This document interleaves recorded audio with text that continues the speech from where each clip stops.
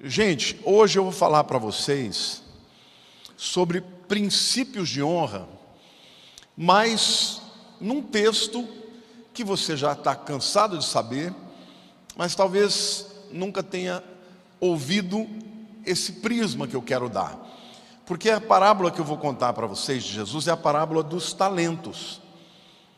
E a maior parte das vezes que a gente prega a respeito disso, a gente fala muito da relação do homem para com Deus, né? E usa de uma maneira correta, mostrando sobre a importância de nós lidarmos com os nossos dons e os nossos talentos que recebemos de Deus e agimos com responsabilidade. Mas hoje, eu quero que quando vocês estiverem lendo comigo, vocês pensem sobre princípios de honra no relacionamento com todas as pessoas, tanto do ponto de vista familiar, profissional, social e também para com Deus.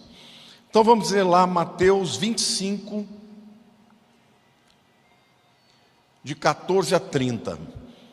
Pois será como um homem que, ausentando-se do país, chamou seus servos e lhes confiou os seus bens. A um deu 5 talentos, a outro 2 e a outro 1. E a cada um segundo a sua própria capacidade. E então partiu. O que recebera 5 talentos saiu imediatamente a negociar com eles e ganhou outros 5.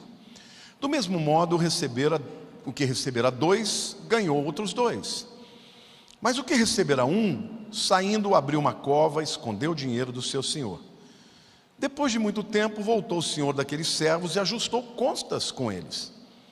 Então, aproximando-se o que recebera 5 talentos, entregou outros 5, dizendo: Senhor, confiaste-me 5 talentos, eis aqui outros 5 talentos que ganhei. Disse-lhe o senhor: muito bom, servo bom e fiel. Foste fiel no pouco, sobre o muito te colocarei. Entra no gozo do teu senhor. E aproximando-se também o que recebera 2 talentos, disse: Senhor, 2 talentos me confiaste. Aqui tens outros 2 que ganhei. Disse o senhor: muito bom, servo bom e fiel. Foste fiel no pouco, sobre o muito te colocarei. Entra no gozo do teu senhor.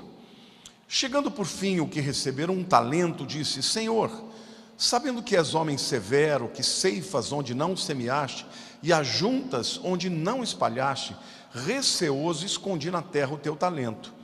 Aqui tens o que é teu. Respondeu-lhe, porém, o Senhor: servo mau e negligente. Sabias que ceifo onde não semeei e ajunto onde não espalhei? Cumpria, portanto, que entregasses o meu dinheiro aos banqueiros e, ao voltar, receberia com juros o que é meu. Tirai-lhe, pois, o talento e dai o que tem ao que tem 10. Porque a todo que tem se lhe dará e terá em abundância, mas ao que não tem, até o que tem será tirado. E o servo inútil lançai-o para fora nas trevas. Ali haverá choro e ranger de dentes.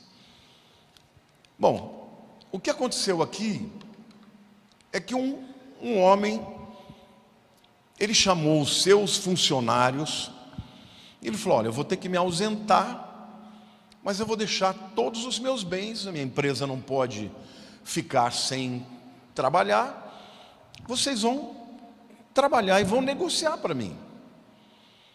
E ele então distribuiu as responsabilidades de acordo com a capacidade de cada um. E certamente ele estabeleceu regras e responsabilidades para eles, porque depois, quando ele vem fazer, né, o que a gente chama no inglês de accountability, que é aquela conversa, né, de prestação de contas, todo mundo sabia o que tinha que fazer. E ele vai, se ausenta, e enquanto ele está fora, o que ganhou 5 talentos, talento é um peso de aproximadamente 33 quilos, pode ser de ouro, pode ser de prata, pode ser de outros metais. Esse camarada trabalhou, negociou, quando o Senhor chegou, ele devolveu 10. Ou seja, ele fez o que ele tinha que fazer. O que ganhou 2, negociou, trabalhou, investiu. No final das contas, ele devolveu 4, os 2 e mais 2. O terceiro, quando ele vai prestar conta, ele devolve o mesmo 1 que ele recebeu.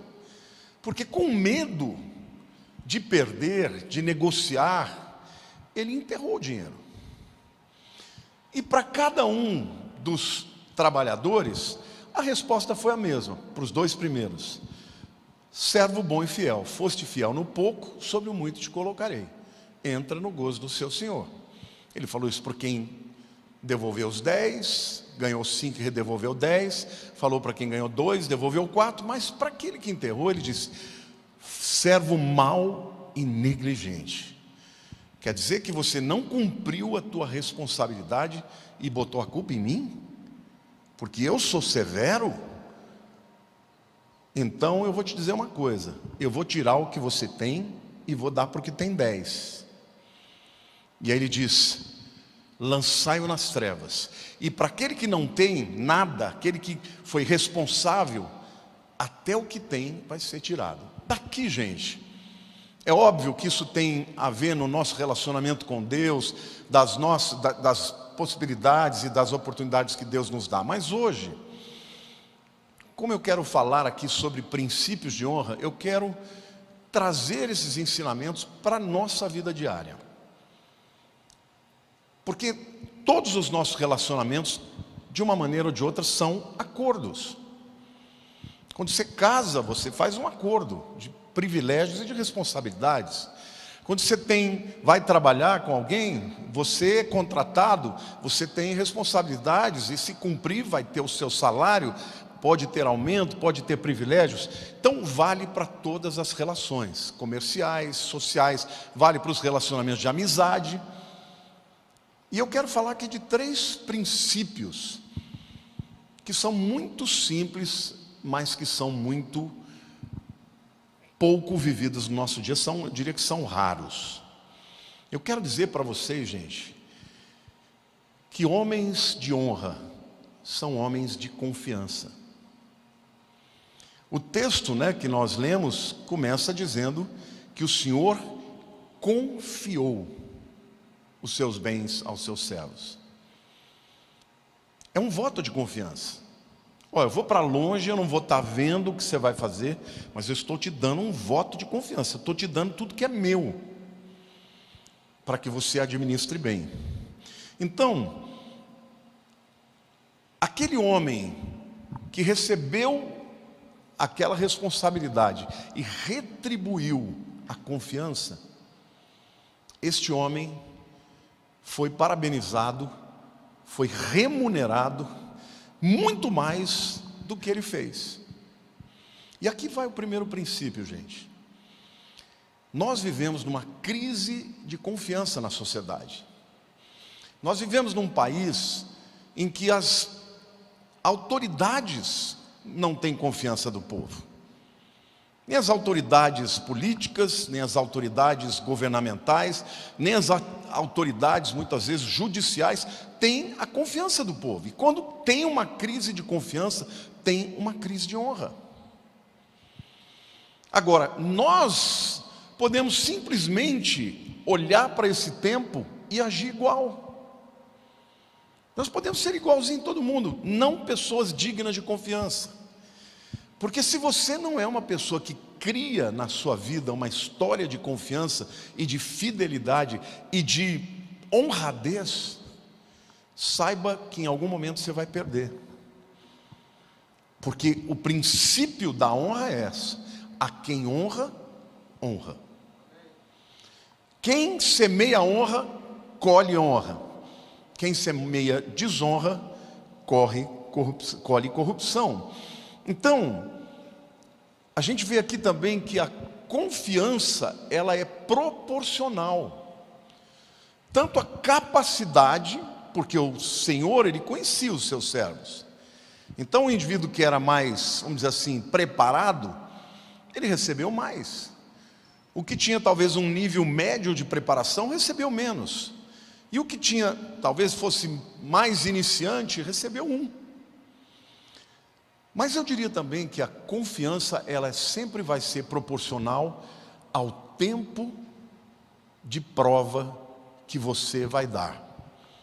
Existem pessoas na minha vida que eu desconfio até da sombra. Está perto de mim, eu desconfio até da sombra. Tem outras que tem, o Mauro, por exemplo, tem todas as contas, minhas contas de cartão de crédito. Eu nem sei, Mauro, como que é a minha conta mesmo? Aí ele fala aquilo. Qual que é a minha senha, Mauro? Às vezes eu ligo lá dos Estados Unidos. Mauro, qual que é a minha senha? Ele fala, qual cartão? Tal, ele fala de cabeça.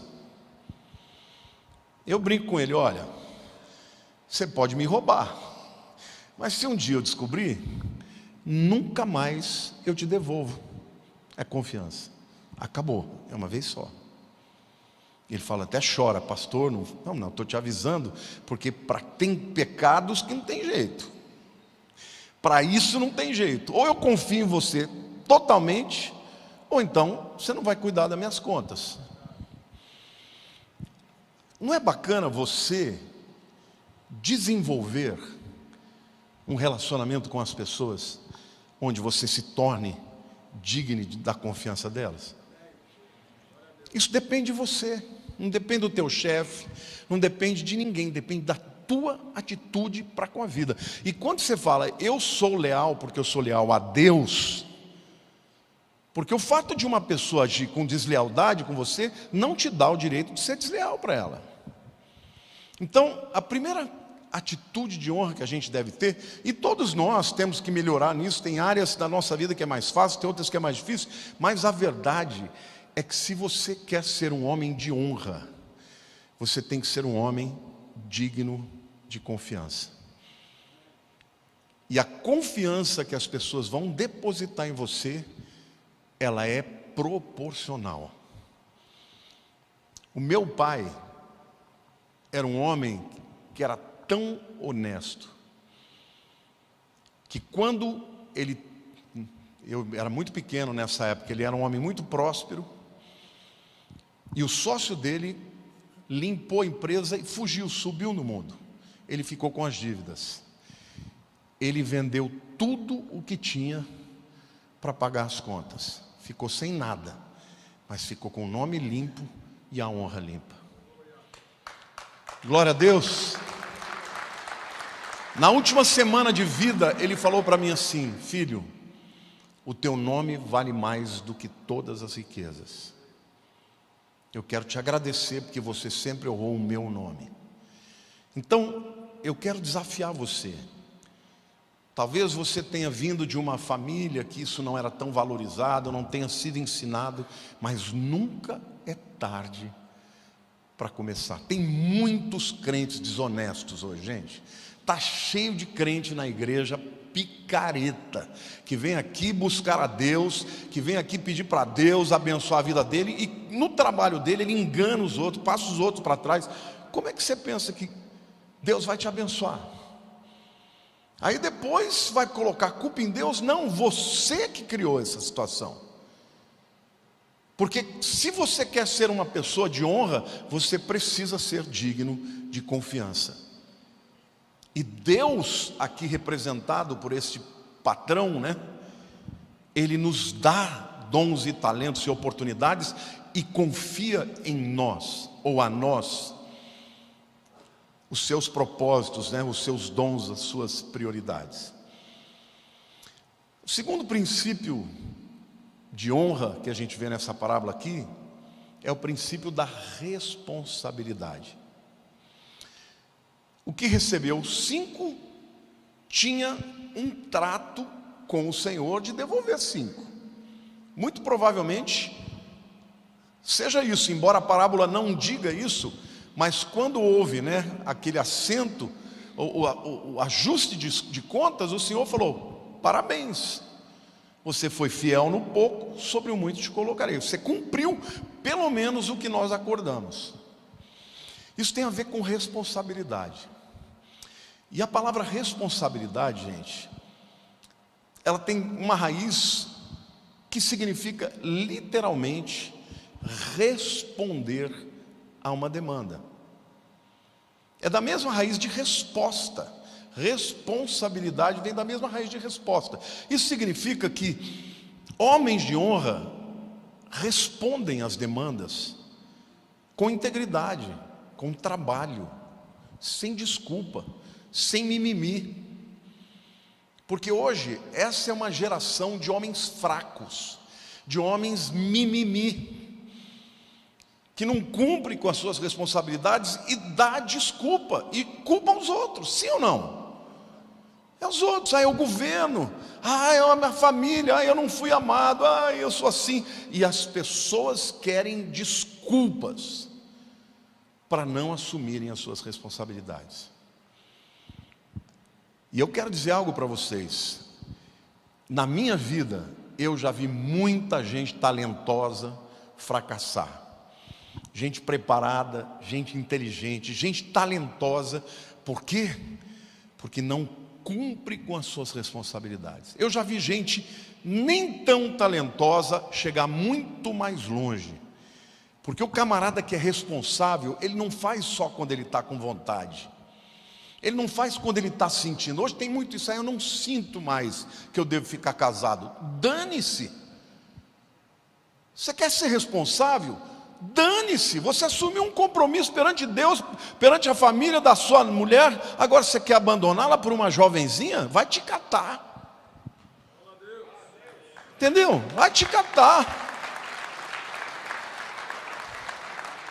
Assumiu a responsabilidade? Vá até o fim.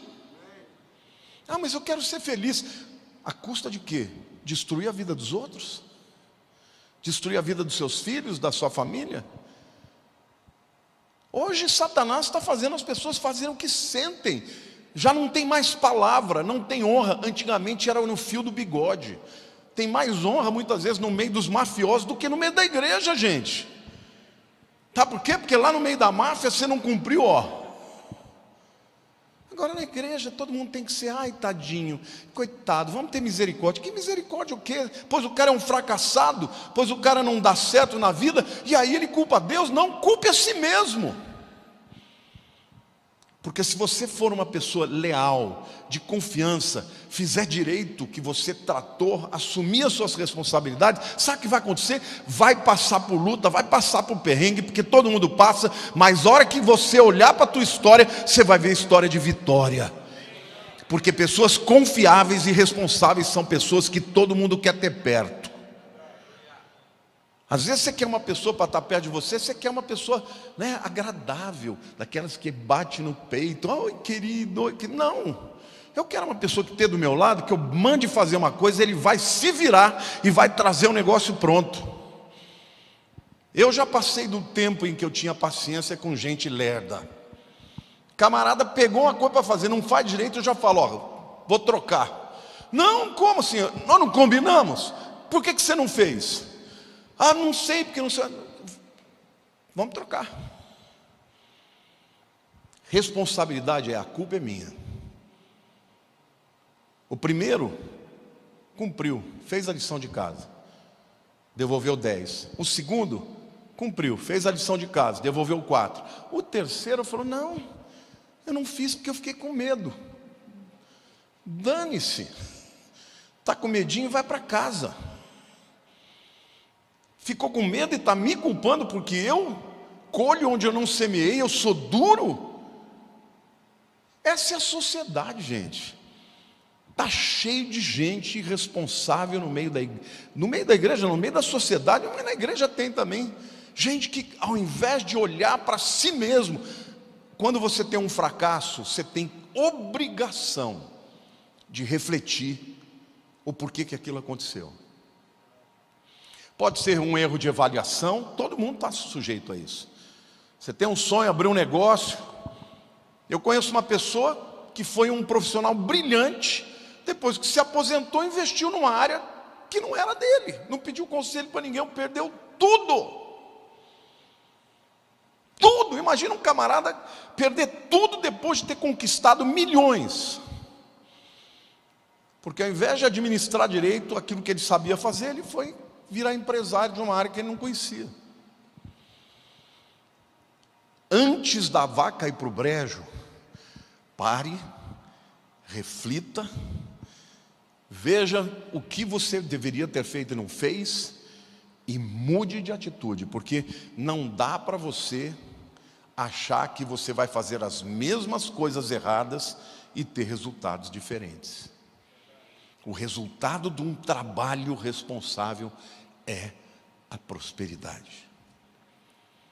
Então aquele aqueles dois que foram responsáveis, eles ganharam muito mais do que investiram. Foste fiel no pouco, sobre o muito os colocarei. Prosperidade não é resultado de sorte, é resultado de trabalho, é resultado de investimento, de sacrifício. Sim ou não?